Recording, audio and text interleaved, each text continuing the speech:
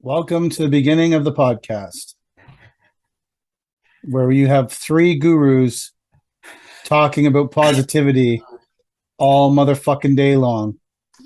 What was the thing I was supposed to say over and over again on this podcast? Keep pushing. Keep pushing. Never stop pushing. Push, push. I don't give a fuck what you're pushing. Push a fence over if you have to when you're walking home. Trash a bus shelter. Just keep fucking pushing, no matter what you do. Mike, how much are your coaching calls? That's got me fired up. I actually have a serious question I was going to ask you guys regarding the guru topic, because gurus on Hardscape Instagram are like Hammer Pants in 1998. Everyone wants a motherfucking pair. So my question to you everybody guys, wants a guru, or everybody wants to be a guru? well, there was a Instagram, I shared it with you guys, Zulu 90. I followed him for a long time. He's posted this top 10 most needed jobs. I don't know if you guys opened that, but it lists the top 10 most needed jobs, and at the end of it he wrote gurus and podcasters not needed. Not in the podcast. Like fucking it just but the rise of the guru, the Hardscape Instagram guru, the rise of the guru leads me to the question of, Mike, what do you as a person look for in a guru? I'm not saying you need, like, if you were to go source out, like, pick from the many different styles of Hardscape guru, the well-educated, the hyper positive, the bringing the change to your business, the 10 times who cares about the debt load, the fucking don't borrow any money. What would you if you were to hire it, let's say you said you woke up tomorrow and you said, you know what? I need a motherfucking guru. What would the quality of your guru need? Like, what would you need in your guru? I guess that's the real question, because I'm like, they're all different. I don't think any of them are bad. I'm not hating on anyone. Obviously, they all have an audience. They all seem to be doing well at it. Maybe I missed the fucking boat and I could have been a guru. Although I hate telling people what to do with their fucking lives, because I just feel like I'm fucking up worse. Like, my life's such a fuck show. I could never instruct someone else's fucking life. But Mike, what would you look for if you were to hire or attend or do something with a guru tomorrow? What would be the number one quality you want in your guru? Serious, like dead serious. I'm not fucking around. I'd look for a guru that knows something that I don't know. Perfect. How do you know if they know what you don't know? Well, they just tell you, and then you just gotta believe them. Do you have to pay for them to tell you? Oh yeah, absolutely. They tell you first. No. There's no value given up front. That's why I'll never be a guru. There's no value given up like that. I'm being serious. Like, what would you if you felt like your business right now needs a boost? You're in the doldrums. It's fucking end of December. You're like, would you be looking for one of the like cheerleader gurus? Would you be looking for a financial guru? Would you be looking for a sales guru? Who are you looking for, Mike? What I'd be looking specifically for a guru that can help me with employees. So you're looking for a HR guru? Yeah, exactly. You're looking for a Hardscape HR. So if you're a Hardscape HR guru listening to this podcast, Mike is looking for you. Chad, what is the number one quality in your guru that you're looking for? Oh, I'm going to go the opposite. I want a guru who's not a guru. I need someone fucking real. They're all real. No, what do you mean they're all real? You want the opposite of the guru that's going to help you hire people? You want to get rid of people? You want the guru some that days I wish I could get rid of people. No, I need the firing guru. I need a firing guru. No, sorry. Finish your thought, Chad. What is the guru that you need? I don't want one of these fucking snake oil salesmen. Tell me everything's going to be great. Everything's going to be great. You're going to get all these clients. It's going to be awesome. You're going to make millions of dollars. I want the guy who knows what to do when shit hits the fan, when shit goes wrong. That's the guru. You're looking for an experienced guru. Yeah. But does that guru that experienced guru need to either having had run or is currently running a successful company that mirrors the image of the company you're trying to become?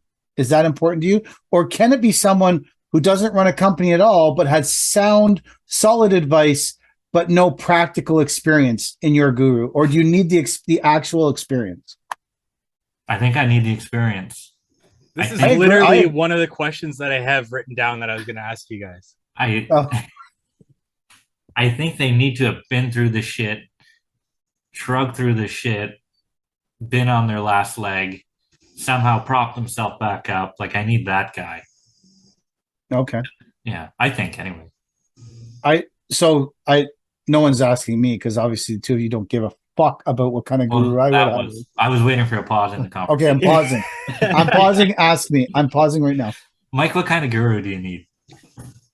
I want someone who has a company that they're currently running, so they're not talking to me about 1975 and how fucking awesome it was then. I understand that that person still has experience that I can learn from, but if I was going to involve myself with any guru, it would be someone who's running a company that I want to become, that's currently still running it, that is maybe 10 years from where I want to be. Which actually, realistically, 10 years from now, I might be dead because I'm so old. So maybe I need to go to the graveyard for my guru. I don't know. No, I'm just joking. Like, I need someone much like you, Chad, that I guess if I was looking for a specific guru right now, I would be looking for a specific guru to help me shift my focus of the client. Like, I think that I want all our clients to be happy, but I think that it's not achievable. You have to pick the clients that pay you and make sure they're happy. And the other, I think that I need a guru that could maybe help us go over our, I feel like I can do it, but I think that sometimes someone's outside input on, like, going through our client list and having a debate on each client. Like, I'm going to do that anyways. I'm going to go through our entire client list for everything we do. Obviously not residential landscaping because that's different people every fucking year. But, and just have a look at each client and figure out. I think I put too big a priority last season on being busy, making sure everything was working all the time. Whereas I think sometimes it's better if shit didn't work and we didn't spend endless hours collecting fucking money. But it would have been better if the shit just sat in the yard than spend 40 text messages to collect $400. Yeah. I would rather if the fucking bin had just sat in the fucking yard than do that. Now, Because the bin, like, our staff are very good at being productive, even if there's not a specific task. They understand that maintenance tasks have to be done, and our staff are very good at, like, maintaining, greasing their own trucks, greasing the equipment,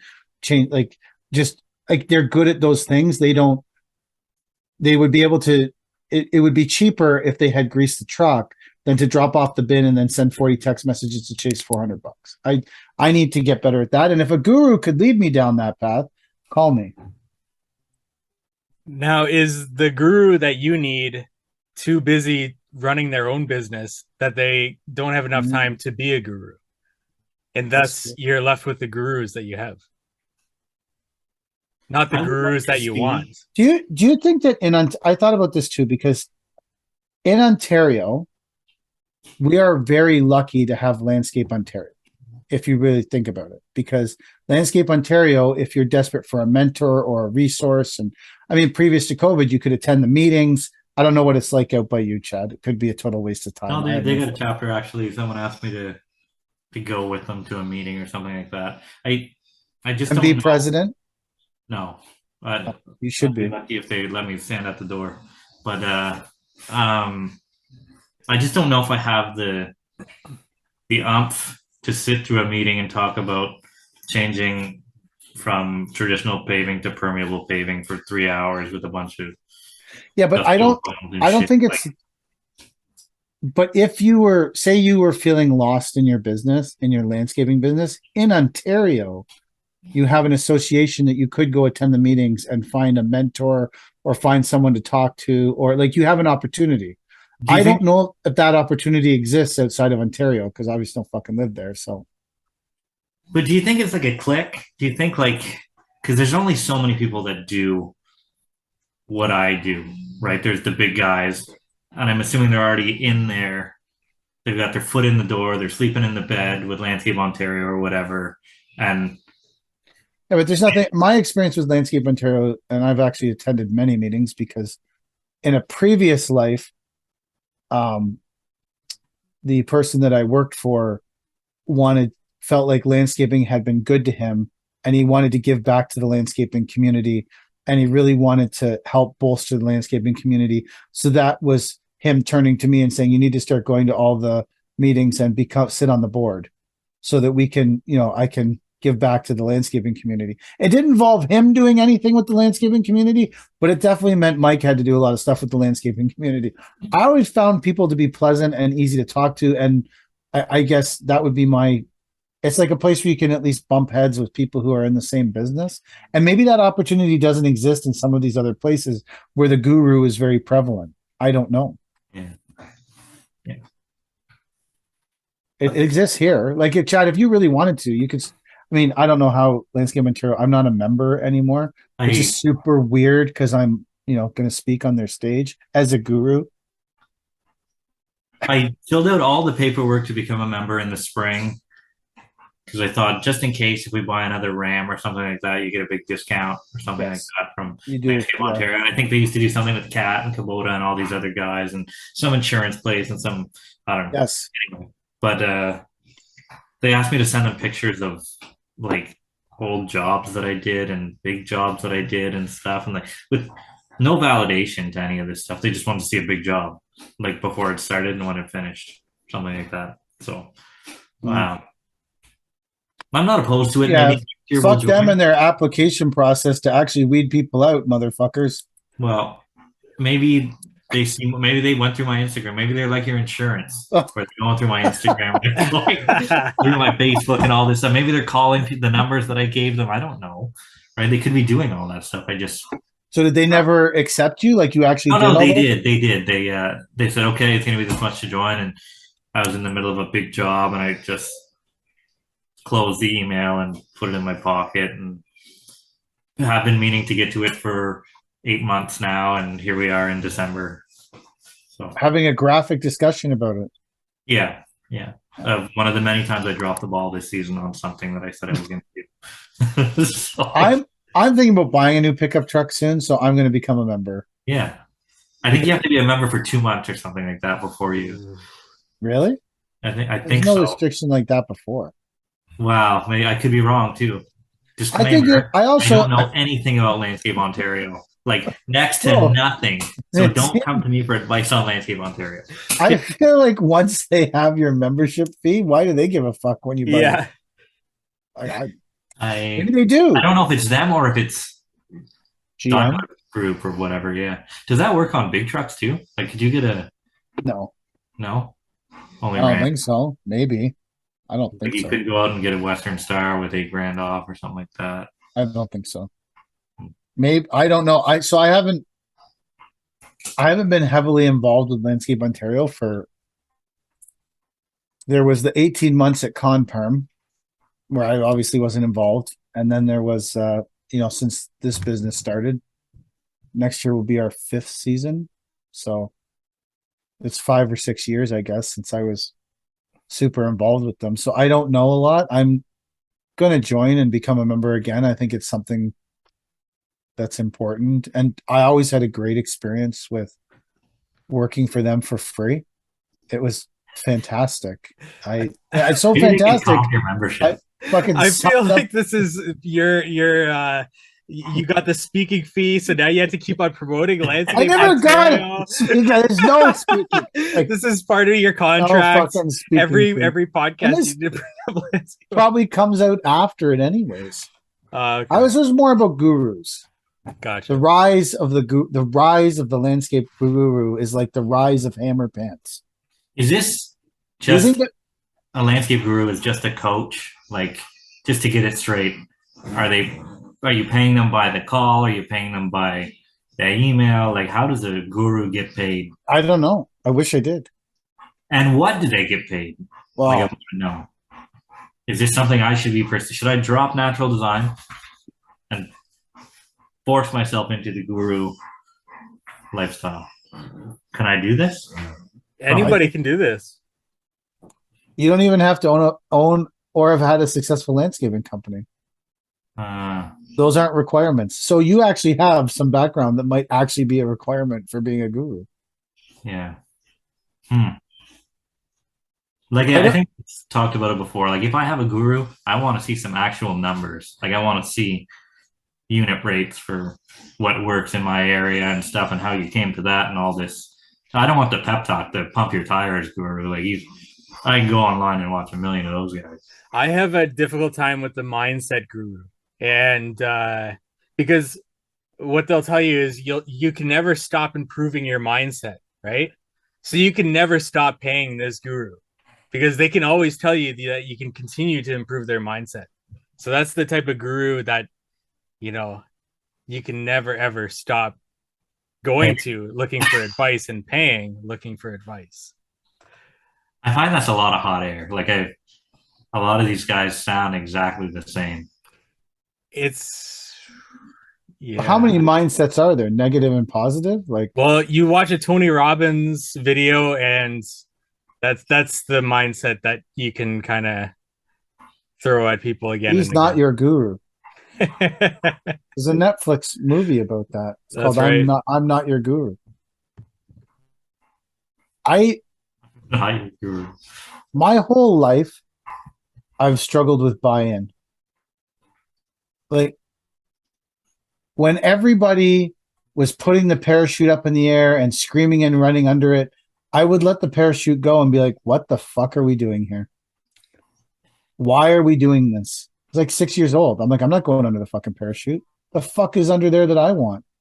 Like that is like I have trouble with buy-in whenever anyone starts spouting any kind of like, and maybe that's why I am where I am. And maybe if I had the mindset of a mindset guru, I'd be for I don't like but if it works for you, I think it's fucking great. But I struggle with I find myself with any guru of anything picking apart their background and going, who the fuck are you to tell me this? So here's a good, like, just based off of that, you know, Napoleon Hill, who wrote Think and Grow Rich. Yeah. So he was actually a very infamous con man, fraudster, and then he wrote Think and Grow Rich, and based on him interacting with Andrew Carnegie, which Andrew Carnegie's biographer says never happened. And Napoleon Hill said, well, all my transcripts of interviewing Andrew Carnegie went up in flames in my house fire. So I've got no proof either. And so many people quote Think and Grow Rich. And that's the sort of like mindset guru thing.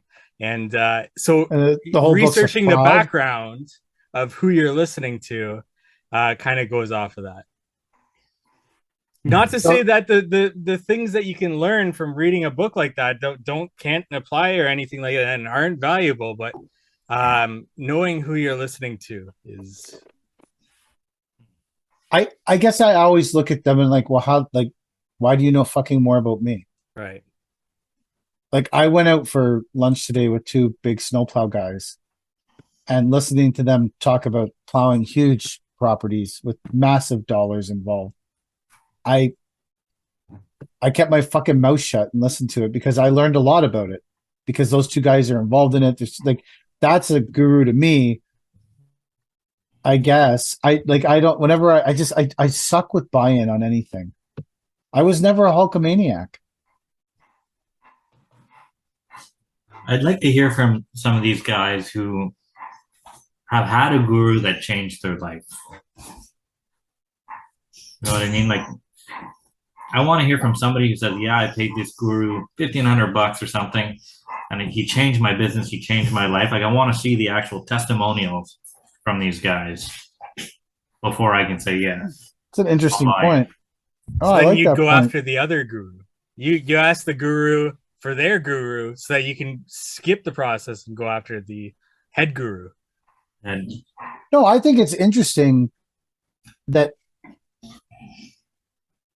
the vast majority of hardscape gurus, well, so I've never seen any hardscape guru posting things about how much, like someone posting about how much, like I've never seen what Chad's describing them. exactly, right? I Like, find that interesting. I like, well, maybe the gurus are suppressing it or they're shadow banned or something. Maybe gurus don't, maybe the struggle with that is people don't want it. Like in this business in particular, the male ego of this business, a lot of times people don't want to admit they need to ask for help. I could always use help. If you have landscape answers for my caliber of work, please help me out. We all know my statement about anything I'm doing. So but I think there is a culture of suppression of that kind of, like, I need help, I'm fucked. I think there's, especially particularly on that medium, the medium is the message. I'm just joking. That's like someone said that and was really smart. So, and then they played it on like some kind of Canada McCord. Like the medium is, I'm just saying, I, that, that media source like Instagram is very much all just everyone flexing everything they have. Honestly, there's a lot of that. Like, what would you say? Like 95% of it is people talking about massive successes. Would you say 96, 97%? Like, what percentage of Instagram do you think people are talking about how the pool guy completely fucked up and they're walking on mushy pool shit around the pool, Chad? Yeah, they never What? show that, but that's not that. Like, Well, you did. they're yeah, but I'm not owning their fuck up. Are you Well, a I guess one? I am owning their fuck up, but I'm You're a dealing one. with their fuck up. Yeah. That's not. So You're, that's I'm just saying, how many people are showing stuff like that? You're like a part of the 1% club. yeah. That's why. That's why Landscape Daddy is popular with the outcast crowd because they're not afraid Mm. to be like, hey, that happened to me. Fuck those guys. This looks like every pool we've ever been to, and like that's the real side of things. But at the same time, right? And I'm guilty of it. I'm not doing that on natural design. I'm not tearing apart the fucking pool guy on my commercial Instagram account because I don't want to show the client or the other contractors that side of the shit that I have to deal with because it's not professional to complain all the time. Right. I feel like you having two accounts immediately makes you more professional than me. Because I just have one account full of shit. And then I try to post like a picture to like get work, and I'm like, this is useless. This account is a fucking disaster. And there's 10 ridiculously stupid posts, and then one picture of some beautiful work we did. I'm like, no one's gonna see that shit. What am I doing? And then I think that your system is a smarter system. Because Mike has multiple accounts too. I think Mike's system is a smarter system. My system of just force feeding everything I think through one account is stupid. Maybe more people should have multiple accounts. So do you need a social media guru? At one time, I was considered a social media guru. You have another account, isn't it Drain the Swamp or something like that? Paver King 2024. I have no idea what you're talking about. Okay, I'm sorry. No one knows. You don't talk about the King Pave account. Okay, I'm sorry. What is the thing? You don't talk about Fight Club? Yeah. Is that what they say? I don't even know what that line is. It's something. No, well, that account was started as a joke because I was really interested in doing something and then got really fucking bored of it fast, or I just ran out of ideas, or whatever happened to it. I had a guy DM me because he thought I was Chad. No way. No, I'm just joking. Everyone DMs you and no one ever DMs me. So that's why I fucking said it. This guy thought I was Chad. And he had several topics of conversation that he wanted us to talk about. Oh, yeah. His name is Trevor Lee Pine. I think that's his Instagram too. And his number one topic of conversation, you're stuck on an island for a year and you can only have the cheese pizza from Circle K or endless jars of pickled eggs? Make your fucking choice. Mike, Pizza. Chad. Gotta eat a pizza, but Jesus, those are both salty options. You're not gonna make it a year if that's all you're eating. I don't know. A lot more protein in the eggs. A lot more salt too, I think, No, they're pickled. They're just in vinegar. and salt. I don't think you put salt and vinegar to pickle things, do you? I think you do. Do you? I have no idea, actually. I have no fucking idea. So I'm trying I feel like you know, and I'm talking out my ass. No, I don't know. You We say need a pickling guru. He's the pickling guru, Chad. although I do, people could learn listening to this podcast from Chad's delivery there, because his delivery Confident. was purely confident. You need salt when you pickle eggs. Yeah. Like it came across. That's why he can sell, even though he hates it, because he has the ability to confidently portray facts he doesn't know are true. Then okay, topic of discussion: warranties. Mike, warranty. I do a 5-year warranty now. That was upgraded 2 years ago from a 3-year warranty. I don't know what else you want me to talk about with that. It just says warranties. So okay, Chad, warranties. Can I talk about the salt thing first? Sure. The USDA Complete Guide 2015 edition says salt is not required for fresh pack pickled recipes, but it is absolutely is required for safety with fermented pickles.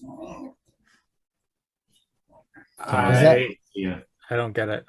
I don't I know what think that means. I don't know. I don't know.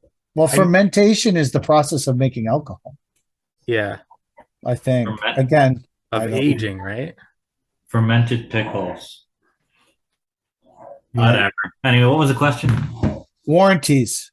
Oh, I don't advertise anything anymore, but if you have an issue, I will absolutely correct it within 5 years, probably longer, just because. But Okay. I think after that, you're asking a bit much. What if it's a sand issue on year 4?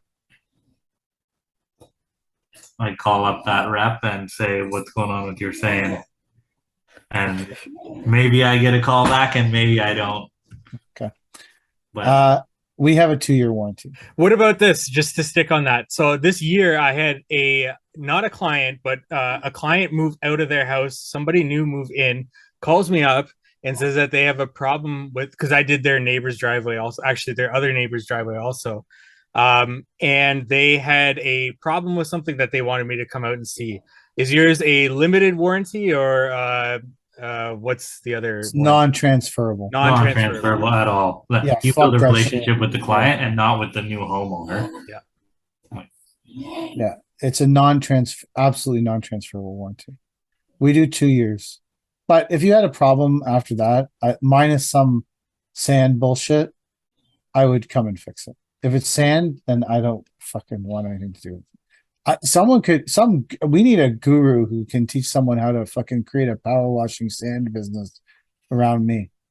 Can some guru teach someone how to run that business? I don't want to fucking do it, but I would like someone else to do it so I could call them to go fix this fucking shit. Like I have no interest in it, but if a guru could stimulate someone to create that business in the general work area where I am, I'd fucking love that guru. So this is just topics of discussion. Ultra base, Mike. Ultra base. I have no comment.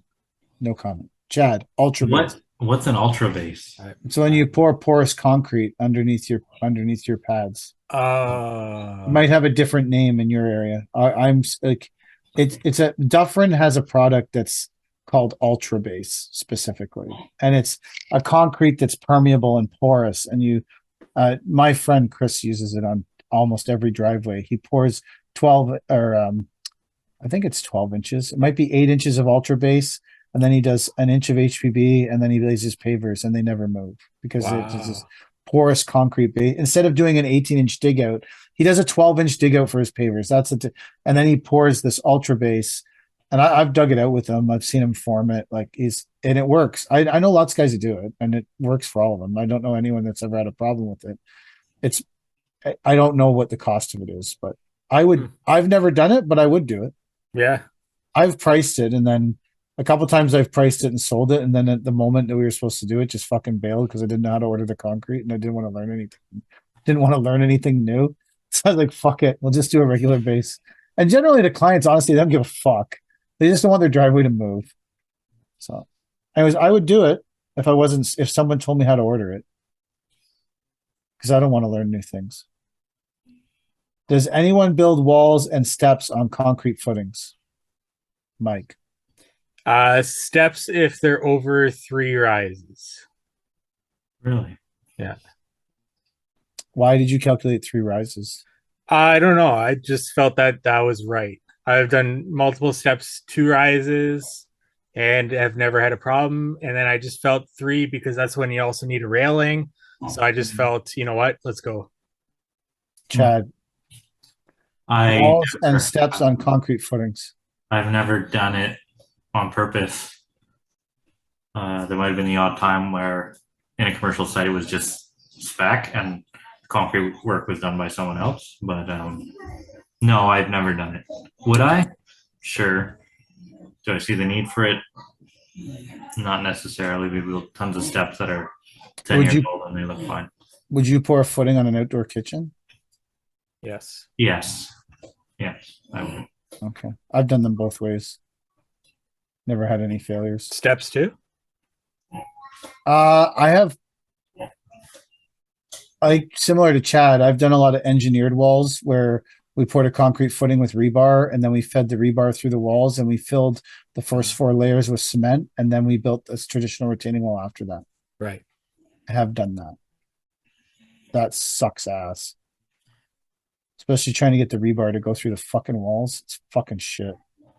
It was like an Allen block thing, and you guys are probably too old to even remember Allen block. I got an Allen block wall in my city that's delaminating as we speak. Okay. Like every hour, there's a new wall piece that flies off it. Flicks off. Yeah.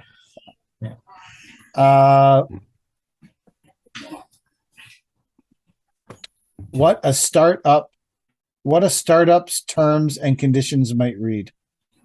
I guess if you're starting a business, and what would your terms and conditions be? When I was I'm just going to go based on when I was a startup business. When I really, like, the first time I ever, because I think that's the reference to it.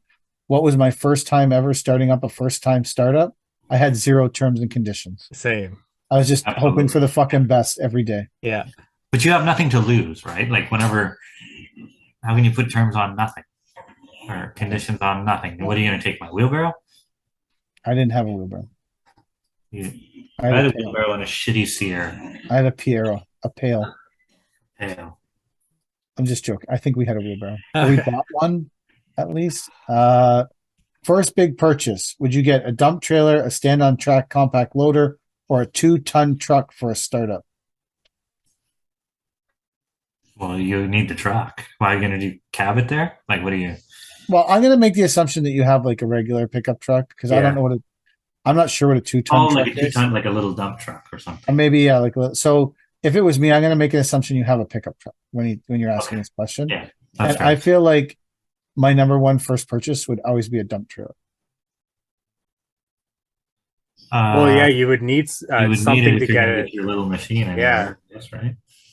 Unless not really, because but if you have a dump trailer, you could pick up some materials in a pinch, and you're going to rent everything else. Mike would argue you don't need a fucking dump trailer because he's never even used one in 2 years. He's just used this. Do you have like a dingo, Mike, or you don't even have like a? No, I just rent that. He doesn't have anything. Yeah, a man runs lean, man. Lean. That trailer that you just bought is worth more than everything Mike has. I don't mean that in a bad way. It's true. You are the guru of owning nothing and running a successful landscaping business, which is the rarest of all gurus. Successful. I like that. That's a very How long have you been running your business? I don't know. This is 5 years. I think so. Okay. I Yeah. feel like after 5 years, you have some kind of limited success or you wouldn't exist. Yeah. I guess so. 5 years. And your business model is vastly different from everyone else's. I don't know That's what I anyone. like. I don't know anyone else that runs your business model. So you could be a guru of this business model because you've run it for 5 years, and I don't know anyone else that runs your business model. I know Been, people who run parts of your business model, like partial parts of it, but not as committed to the been bins. running a 5 year startup over here. No, we're talking more about you being a guru than a startup. Oh, okay. I'm just saying what like I would if it was me for the way I do business, I would buy a dump trailer. Because I think that even if you like you just have to get rid of Yeah. fill sometimes and you just if you can only have one thing. I remember the first time we had a dump trailer and I was like, we have so much fucking technology now. We can dump. I can tell. And I had such a virgin vision of dump trailers when we got the first one because I'd never been around them. Like I started off commercial landscaping, so it's all big dump trucks and fucking.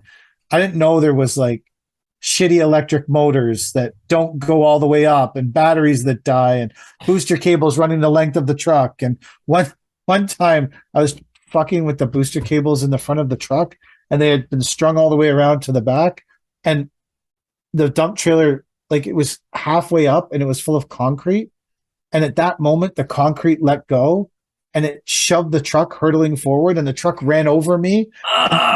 My face was under the bumper at the back of the dump.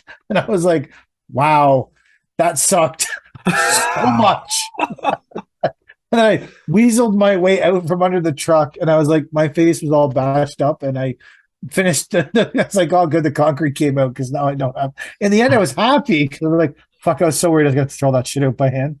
I had such a, when we bought the first dump truck, I just had such a great, we've made it, man. We're fucking here. And then I realized dump trailers are fraught with problems and anger. I was like, I love this dump trailer as much as I used to.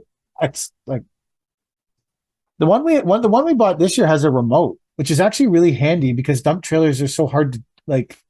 You can dump it from inside the truck and keep pulling ahead. Oh, nice. I actually really like it. Although I think I only used it twice. You're making a regular pile that is long enough anyway coming out of a dump trailer into an extra long pile. Absolutely. Someone can clean that shit up. What do you think of? I saw this on a video, a dump trailer that doubles as a bin.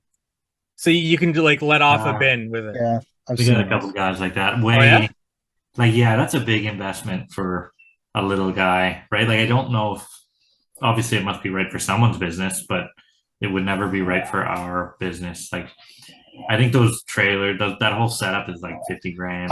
I bought this. Grand, you know, like I bought the sickest thing today. It's a flat deck for the roll off truck, right? cool. Which is super sick to begin with. It has a cool headache rack where you can put all your chains and stuff. But I've never seen this before. And I asked the guy where the fuck this came from. And he just pointed at his brain. He's like this super smart guy who's on the verge of retiring and we're helping him clean up his property. And I just like being around him because he made it, right? Like he made it. He's 65. He's selling his properties. He's fucking retired. This guy fucking made it. And I just love being around him because there's something I can learn from him every day. I guess he's a guru. But so he got the flat deck made and he was like, this flat deck is potentially useless to me if I don't need a flat deck that day. So he had a bin made with no floor and the bin slides into the stake pockets on the flat deck and the flat deck transforms into a bin. Wow. It is the with sickest, a lot of muscle. Like it's you'd have to lift it on and off an excavator. Yeah. Yeah. That is neat. I like that. It's fucking awesome. It's the sickest fucking thing. It's so cool. Anyways, we were there and I was like, oh, I want to buy that. And he was like, okay. And I ended up buying another bin too, because was just part of the package. I was like, fuck, I have more bins. The flat deck I really wanted because I want to like really chain down things legally when we're floating them on the machines. And Although we do put 2 straps on the machines in the bins, Chad, just so you know. I didn't honestly. I didn't even watch the whole video. I just saw you go pan pass with one strap. Like I'm gonna talk some shit about that. Okay, there was 2 straps. I'm just gonna fuck with them. Just gonna fuck with them. So we put the other bin inside the flat. Anyways, I bought another bin, and the other bin is split lengthwise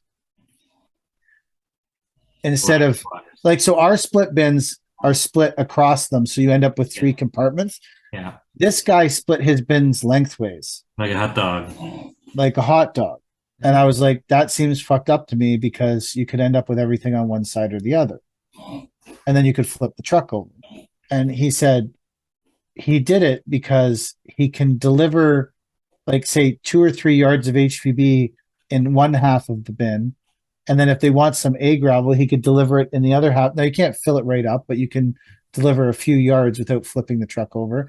And then when you put the bin down, you open up the back and people can still wheelbarrow into both halves. Because my split bins are totally useless. You can't put, like, they're fucking awesome at delivering shit, but they're not good for anything past that. You're either delivering shit with them or they're sitting in the yard doing jack fuck. This guy has found a way to do multiple deliveries to one house and still have the bin usable for a fucking someone to wheelbarrow into. I don't get that. Why don't with your bin dump and then leave the empty bin so that people can put the excavated material in the bin? Well, because my bins are split the 3 ways and it becomes super painful to get dirt out of them, and you can't wheelbarrow into them because they're all tailgates. And they're all aluminum too, and they don't have rollers on them. They're not well designed. Like, they're designed because they came from a landscape supply yard. They're designed for delivering landscape supplies, not. I have put them out for dirt before, and one of the problems is that when you dump the bottom half, if the dirt sticks and the bottom, because I used to put them out as split bins, so you could do a half bin of concrete and a half bin of dirt, which was super handy, except that you're dumping the truck and all the weight is in the top. Right. You're trying to empty the bottom of it, and if it doesn't clean out, you're trying to back up with the whole top. Like, it was a fuck show. So I just stopped it. My bin is a barn door from the back, but also from the front sides. Yes. Those are pretty handy. Well, not that we've ever used it. That bin would be handy because you can open up the side doors to put skids on and off the truck. Yes. That's why that's that. I almost guarantee that's why that's that way. Mm-hmm. Which would make sense because my bin came with a set of forks. Yes. For the crane, right? So I know. I'm jealous of your bin truck with the crane. Yeah, it's doesn't get a lot of use, but I like looking at her. I don't know if we'll ever use the flat deck bin transformer thing, but it's cool.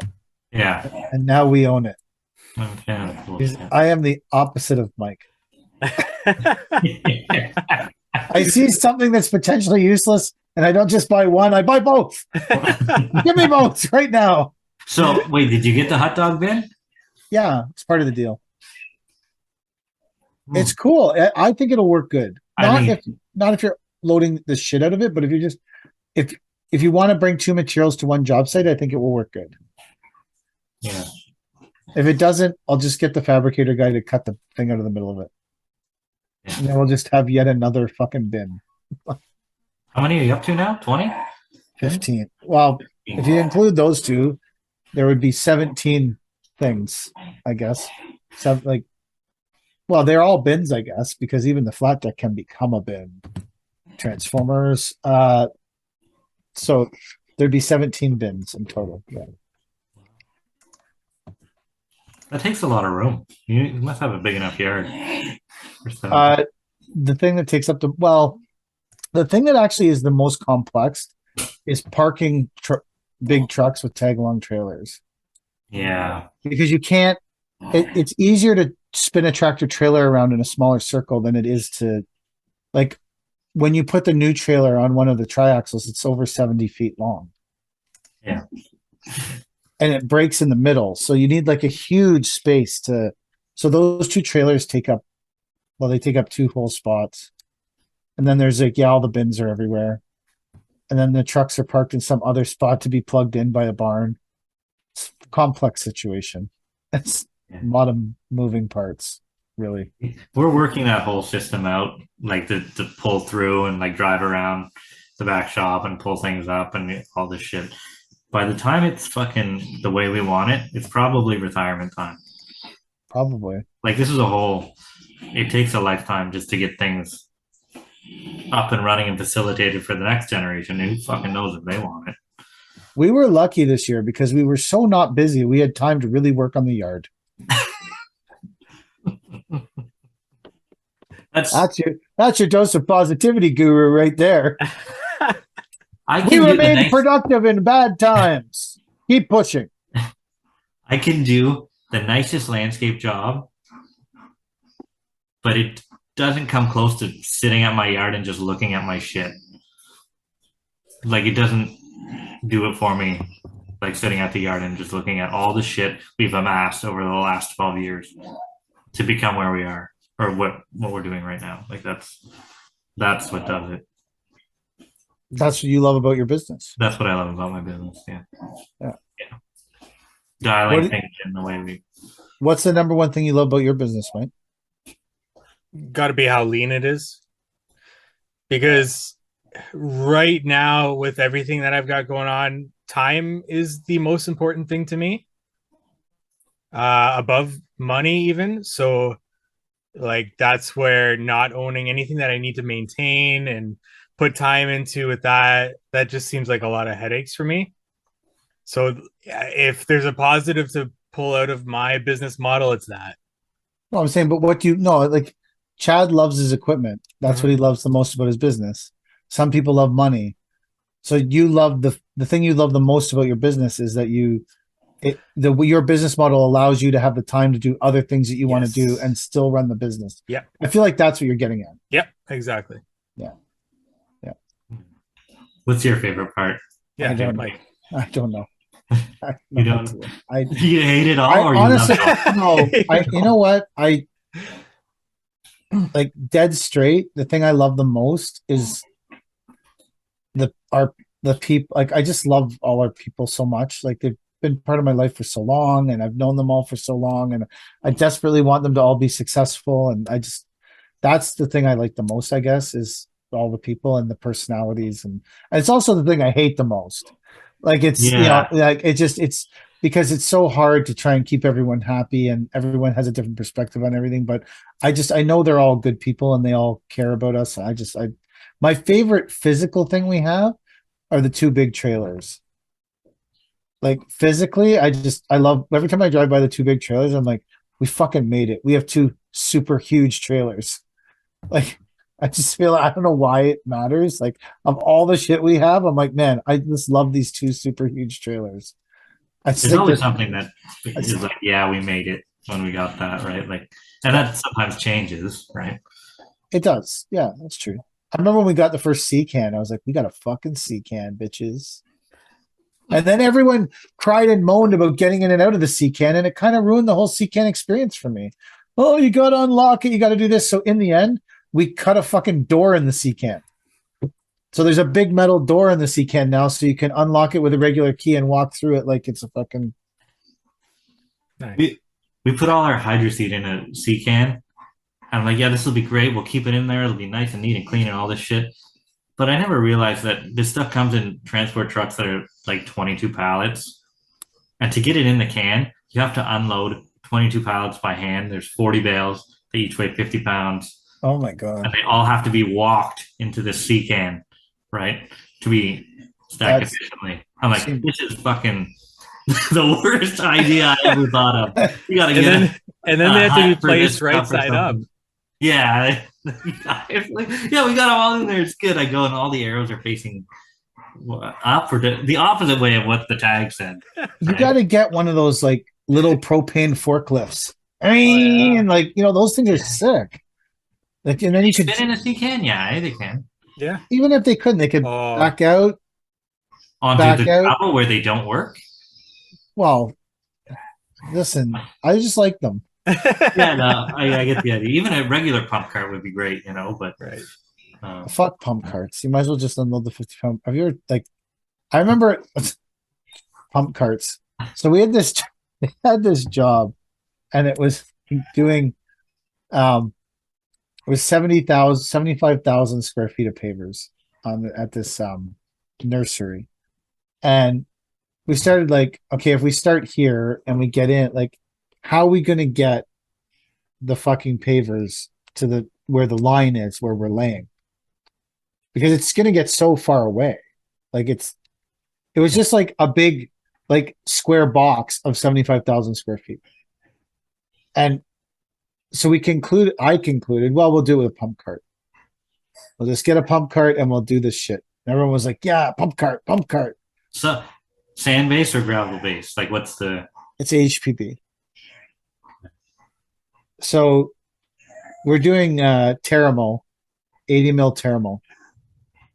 And so the skids, actually 80 mil skids are usually a bit lighter, to be honest, because there's not as many layers on them, but okay, I digress. We put the pump cart through, we pump it up, and like 4 of us start pushing the pump cart. This is like day 2, because this is where the line got too far away to carry them by hand. I concluded in the first 5 seconds, this idea is not going to work. These skids are way too fucking heavy to push on a pump cart. So we ended up getting a powered pump cart, electrically powered pump cart, and it would pick them up, and then you would drive it, and then it kept running out of batteries, and it was a whole fucking shit. But yeah, we did the original pump cart. I was like, okay, I don't want everything to do with pump carts again. If I never operated a pump cart again in my life, I feel like I would lead a fulfilled life. what's worse, a pump cart or a tree cart? Pump cart. I would still run a tree cart if I had to. Really? I hate a tree cart. Oh, I hate a tree cart. More than a pump cart? I haven't run a pump cart.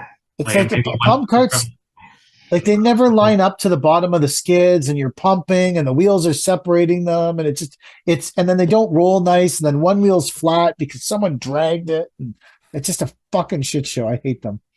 I'm not a fan of tree carts either. I'm not sitting here saying I would marry a tree cart. Marry a tree cart. Fuck all carts. Buggy life for bitches. Yeah. What was the topic? Did you finish the questions you had? Yeah, that was the end of the questions, and then we bled on to something else here. All right, so. I've got some questions here too. Are they your questions or questions from listeners? Questions from the audience. From the audience. The actual audience right now? No, this is from a couple of days ago when I posted something. Okay, bring it. All right. Let's see here. Stone Dust ? With a squinting laughing face from Spaces Design and Build. Never. Garbage. Throw it away. Can't even give it away. Did you just hit something with your hand for effect? It sounds like it. It sounded like you went whack. Throw it away. Maybe the chair. Stone Dust. I feel like that's like a cultural reference in their area. Are we talking like maybe natural screenings? That's what maybe we refer to it in my area. Is that what you Sludgy refer to? stuff? Like the Well, natural screenings in our area is like a mixture of screenings and sand. Is that stone dust? Like, what is stone dust? ours turns into like a slurry. Like Oh, a fuck yeah. that shit. like I got it's no time for shit. that. Like it's the actual like waste product. Yeah, I've been using HPB since 2006. nice. Just to put that in perspective to the gurus. The HPB guru. I busted into this permeable open graded base in 2021 and I'm a fucking guru. There's so many of those motherfuckers. Fuck off. 2006 bitches. That guy probably wasn't even fucking born. That's where you missed the boat, Mike. I You could know. have been the HPV guru. And I don't want to be a that's guru of gone. anything. I used to fight people at those stupid seminars talking about sand and A gravel, and I'd be the only guy there going, "What are you people doing? Open?" I didn't even call it. I just called it HVB. I think we did call it open graded stuff. No fines. I would be arguing with very well-known people in the industry at their fucking seminars, going, "This is idiotic." And then 5 years later, everyone's like, "Open graded berries," and I'm like, "Motherfuckers, you guys all picked on me for years and fucking gave me a hard time." Whatever. 2006, bitches. Have you ever done a project fully HPV, top to bottom? Oh yeah, lots. Yeah. Yeah, that's what we did.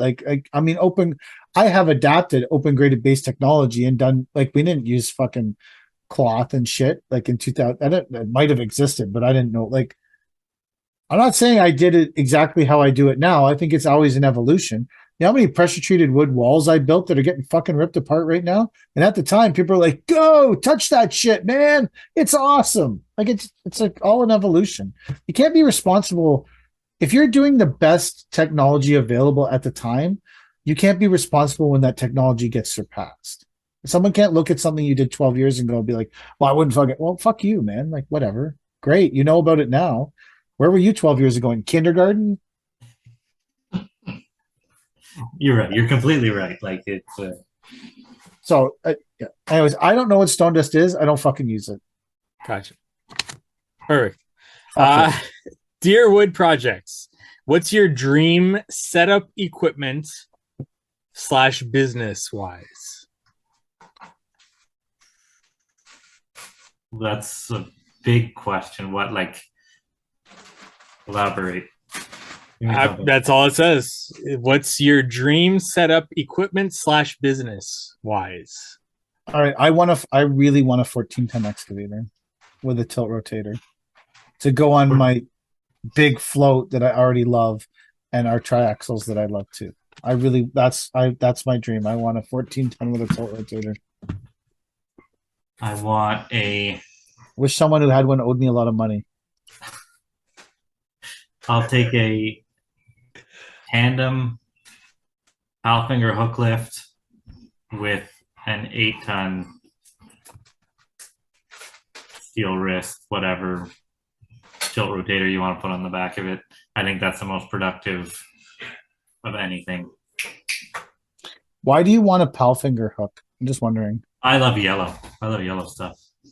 Okay, I love that reason for it. I fucking love it. That's like the best. that's why I'm DeWalt over Milwaukee. Like I just like yellow shit. I was gonna say something like, "What? Like, listen, I have like multi-lift hooks, and they're fucking great, mother." Like, yeah, mine's fucking flawless, right? But yeah, but because it's about the color, I can so respect that, and I think it is an awesome reason to want a Palfinger hook. I love it. Perfect. Yeah, I almost tore apart the whole business model and rebranded everything to be like yellow and black or something like that. Like that's it. Nice. No better reason. That's, mind you, I have no fucking cat shovels or skid steers or anything like that, which you figured I would. It's mustardy yellow though. Is it really that good a yellow? Case is a more orange. Case is bright orange, right? I think so, yeah. I don't know how many. What's your dream setup, Mike? Dream setup. Right now I can only think about just having a good, reliable one crew. I can't imagine getting much bigger than that. Like business wise, because that's what part of the question was, would be my business, equipment, whatever it takes to get me there. Getting something big just doesn't suit where I work, the access that we have. So whatever equipment gets me there. Yeah, but wouldn't you like to have like a Denali? Sure.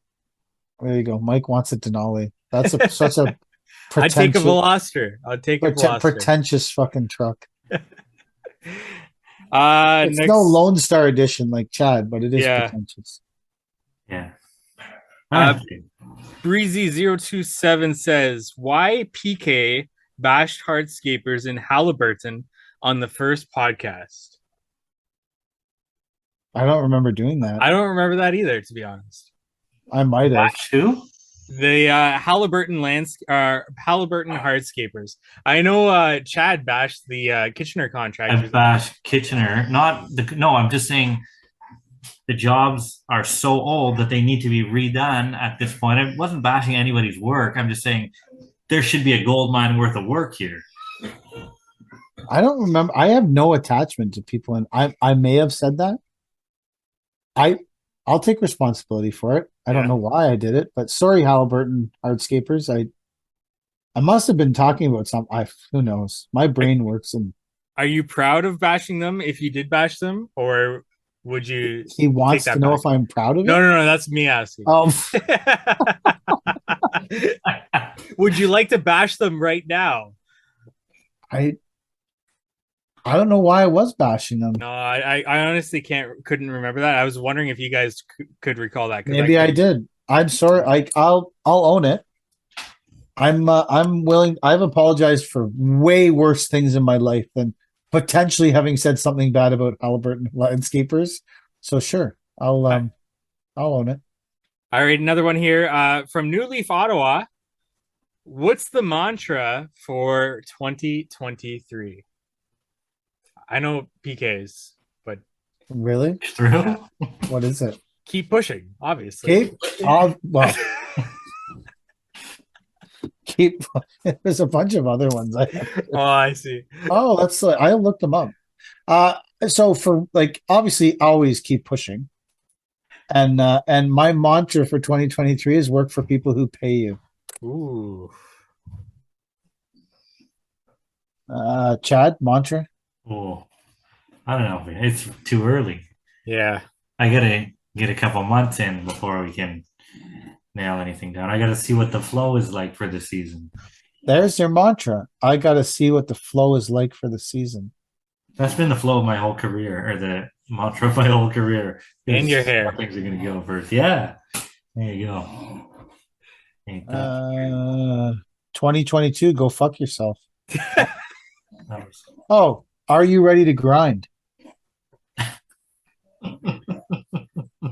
Are you ready to grind? Are you ready to get your grind on? You could be I a don't mean guru. like, I mean like physically grinding, like actually grinding something with a grinder. Because that's no, I'm just joking. I mean getting on the grind. Are you ready to get? Are you ready to get up at 3:30 in the morning and get on the fucking grind? like your grapples, Robert. That guy grinds it out, man, every day. Grind every Fucking day. love that guy. The grind. Grind. It's all about the focus. Focus. That one I don't like as much, to be honest. Really? Yeah. But it is all about the focus. It gets You're a saying C it- minus. Why? Keep pushing is much, much better. I'm looking up guru sayings right now, and then Oh. Mike can grade them. So where do you grade keep pushing? Keep pushing's up there. That's A tier. Okay, I have 953 guru quotes. Oh boy. Wow. We'll be here all night. I'm not going to read them all. I'll find ones that are interesting. We'll read the first one. This is from Matashano Diawalu. Is he a landscape guru or just a guru? I think he's a pure landscape guru. Oh. I think so. If you He's have no sponsoring the one, podcast? you are poor. If you have an acquaintance, you are fortunate. If you have a friend, you are privileged. If you have a lover, you are rich. If you have a soulmate, you are wealthy. What do you If you have say, a hook lift. Mike? If you have a hook lift with no bins, you are poor. If you have a hook lift with one bin, what's this thing? What if you have a tilt rotator? If you have a hook lift with no bins, you're poor. If you have a hook lift with two bins, you have an acquaintance. If you have a hook lift with two bins, you're fortunate. If you have a hook lift with three bins, you have a friend and are privileged. And if you have a hook lift with 10 bins, you have a soulmate and you are wealthy. It's fucked up. Mike, what do you give that one out of like A, B, C? It's like a B tier. B? Really? Okay. Yeah. Chad, what do you give that one? The hook lift one or the original? No, The I original, feel like that's okay. That's I've heard worse advice. this one, oh, this is from the same guy. Is this like all from the same motherfucker? Wow, this guy is smart as fuck. He talks a lot. All right. It is impossible for light not to get noticed, especially in the dark. Take that to 2023 with you, motherfuckers. Take it, use it, and then keep pushing. This is a great episode, man. People are getting a lot out of this. There's a lot of good stuff happening here. Dream like a child, reason like an elder, play like a youth, work like an adult. Unless you're in a millennial, don't work like them. Just joking. They all work hard too. I think that's a stupid stereotype. Me personally. What do you rate that, Mike? I missed it. I zoned out after you said something about millennials. Without the karma of good deeds, they are only destroying themselves. So you're only doing the good deeds for the karma that comes with it? Yeah. Yeah. Well, He who you are, I guess, eh? some kind of. These are more philosophical than Well, I put guru quotes. guru. I think that took it. I think it literally found people whose name is Oh, that's right. Guru. Yeah. Okay, motivation guru quotes. Sure, let's see how that comes up. This is great stuff, man. Yeah. This is what people tune in here for. I don't. I don't. We You guys. started off so strong. This Here we is are. still great. I don't understand. This Guru is still great stuff. Like, The while you're looking up more guru quotes, the in my opinion, the influx of gurus comes from the uh gurus need like a funnel, right? In terms of like lifetime value of somebody that comes into your funnel, you need to start them out with like something low cost to get them in, and then you need to continuously try to keep them paying you in some sort of funnel. And this isn't any sort of like hardscape landscape guru type of thing. This is like gurus in general. So when like this whole thing started, when the economy's been good for so long, these gurus started getting people into listening to them. They start off at the top of the funnel paying small, and then it gets more and more and more. But at the end of the funnel, when you've squeezed as much as you can out of them, the last thing that you can teach them is how to be a guru. So that's like the big ticket item price that these gurus can now teach other gurus to become gurus. And then so there's this influx of more and more gurus who then people on the outside looking in see those gurus and then say, why can't I be a guru? So this is the sort of multiplication of gurus in any industry. This is not me just talking about hardscape, landscape, or anything. So I are you think like someone should starting skip a all cult? those steps. Sorry, what? Someone who has paid nothing and copied everyone can be their own fucking guru. Because I doubt all these gurus came from other better gurus because they're all popping up now, right? Like this isn't. It's not like I wonder schools how. out. I wonder on average how many gurus had a guru before they became a guru. Exactly. I bet it's high. Oh yeah, I bet Like it's if I, not. I bet it's not. I think it's high. I think so. They had to learn the whole guru thing from someone. Do you think they know everything, or do you think they're just talking like they know everything? But then there's the thing of like you saying, "Oh, I had a guru. I read this guy, all this guy's books, or I listened to this guy's podcast. He's my guru."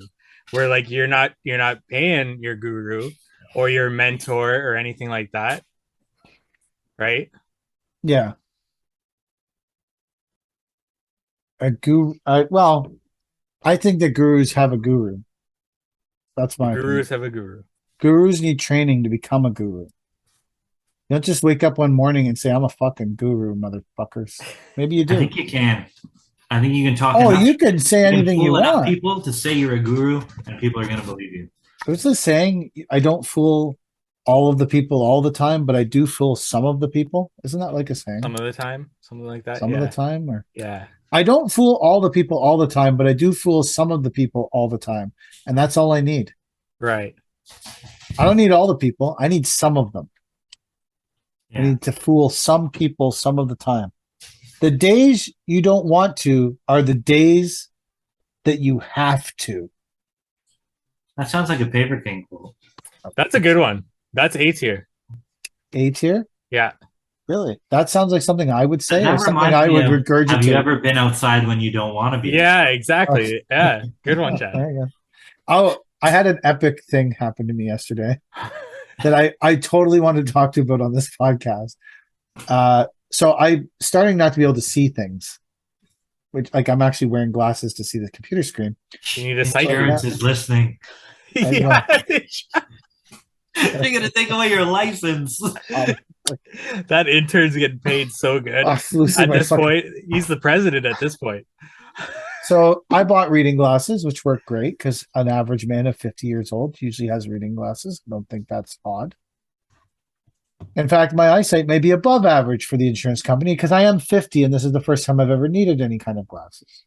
But Kelly became concerned that there could be an actual problem with my eyes other than the fact I'm just old.